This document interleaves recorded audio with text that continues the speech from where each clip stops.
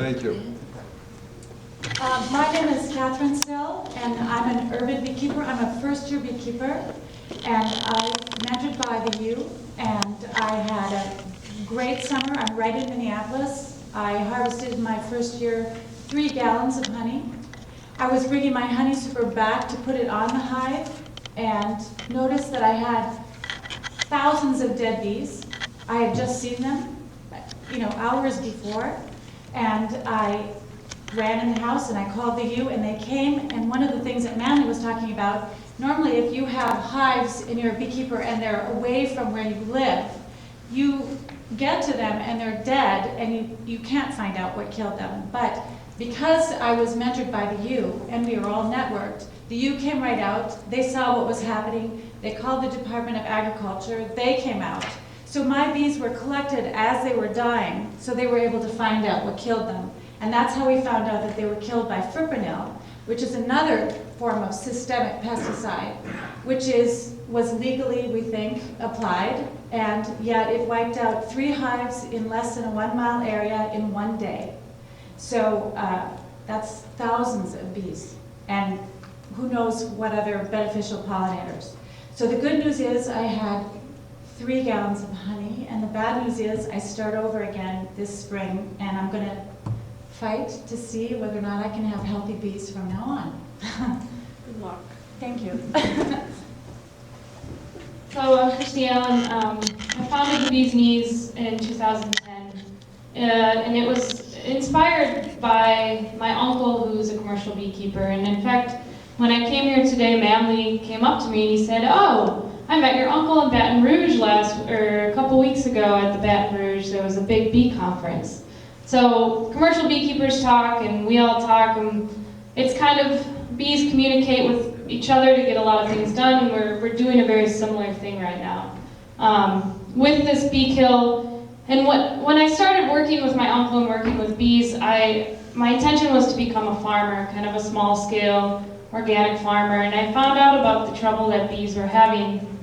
And he asked if I wanted to sell his honey in Minneapolis. And I said, well, yeah, I ride a bike, I'll paint it like a bee, and I'll do some marketing, and I'll even dress up like one and start selling honey. And then I met Erin, and she's an educator, and she's been teaching insect education and other forms of education to kids for the last 8 years. And we got together and we started talking about the problem that bees were facing, and we decided we wanted to educate the public about it. So we formed a education program where we actually put people in beehive suits, and we open up the beehive and we show them what the bees are doing. And then we decided we needed a space to do all this work, so we opened a honey house. That's what beekeepers call the place where they extract their honey. And we invented these bicycle-powered honey extractors. So, we're city kids who use some bicycles, and we dress up like bees, and we deliver honey. But we do it for a reason, and that is that we're trying to draw attention to this issue to lots of people. And we've done a pretty good job thus far. And then this bee kill happened, and as a new beekeeper, I wanted to be a beekeeper and learning from my uncle, but I didn't want to be the kind of beekeeper that had to, his job is really, really hard. He does ship thousands of bees out to the almonds. He cares about his bees a lot, and there's a lot of things he has to think about. And Erin and I knew as beekeepers because he would talk about the heyday where his bees were making 100 to 300 pounds of honey each hive, like 30 years ago. And the average this year was like 40 pounds per hive. So if that's an indication of bee health, we have a serious problem going on. And it's really connected to our food system. Like Manly was saying, if bee health is an indication of the future of what is going to happen to us, we have to think about what the bees already do for us, and they pollinate our food. So if the bees disappear, we're going to lose our bees, but we're also going to lose that access to all that food we have. And this is it really is scary for for our future, I think. And to be a young beekeeper and wanting to be successful, and then your first year you lose a hive. The hive that we had, we taught kids. They started a beekeeping club, and this is the last thing that we would have thought we would have to deal with in the city. And the reason that we started Healthy Bees, Healthy Lives with this group was to figure out what happened and what we could do about it. And so there's a couple things that we're doing, and you can talk to us for more information about that. Erin, do you want to add anything? Yeah.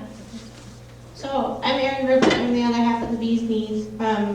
Just want to say that Minnesota has been like one of the top honey producing states in the country, as Becky mentioned, as Manley was talking about. And also we're known as a state that cares about our ecosystems. You know, we have the boundary waters here. We have over 10,000 lakes.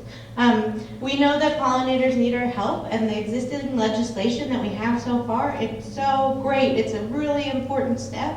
And what we see as beekeepers and as business owners and as people who eat and as proud Minnesotans, we would love to see Minnesota continue to be a national leader on this issue. And yeah, I think that's it.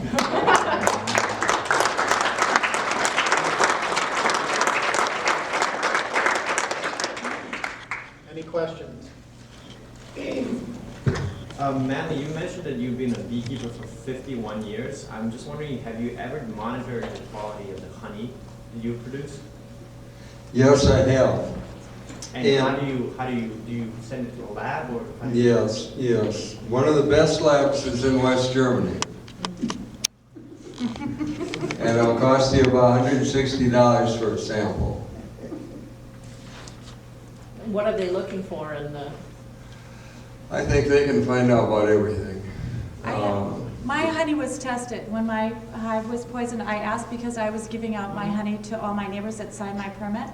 And they sent it off and they tested it for, must have been 100 different pesticides, herbicides, and fungicide, the fungicide that was on my hive. And my honey was clean, totally clean. And one of the things that Marla Spivak said from the U was that honey actually is antimicrobial, antibacterial, and it doesn't hold pesticides, which is encouraging. Have you found that too? Yes, there's a real credible researcher from Penn State, Jim Fraser. And I've heard, and he's been involved in honeybee research, honeybee products for a long time, and his wife also. He made this statement one time. He said it's surprisingly very little that shows up in honey compared to what the environment The bees store it in their bodies and in the wax. And the pollen they're picking up has it embedded in the pollen, right? Because it's the plant source. But the honey, like these two said, is surprisingly low. Mine came back, every single category was ND, none detected. And they had, 2 columns in 10-point type on the page. So it's very encouraging. Honey's clean. Yay. Any other questions? I was just wondering, who got that law passed about everybody has to have this corn with neonics? And how do you change that? Well, the only regulatory area is at the seed corn producer. In other words, the individual company that packages the seed corn that goes to the farmers, that's the only place it's regulated. And it's again, I think it can be overemphasized that the negative aspects, but with an integrated pest management program that would determine if these products were needed, be extremely valuable. Well, where are you going to get integrated pest management? It's probably going to come from a consultant if you're fortunate enough to have a crop consultant. He can give you advice on it, and good advice, but it isn't going to come from the salespeople. They're out to sell. And it's You know, it's just that old story of the fox watching the chicken coop, you know, I mean.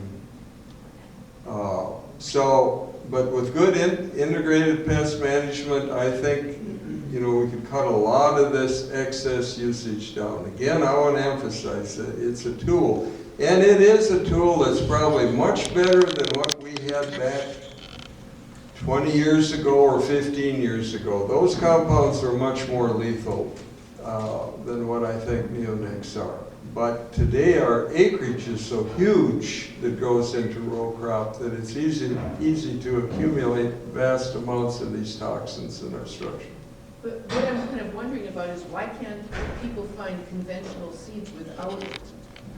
Well, that is a big question. You cannot, now Canada, after that, don't want to say it was just a consortium or research thing that showed up there at Guelph, but Canada is now giving its growers a chance to determine if they want treated seed or not. And we do not have that here in the United States. And why don't we have it? I'm sorry. I'm so Well, that's a good question. Why don't we have it? It's like it's a monopoly right. and forced on us.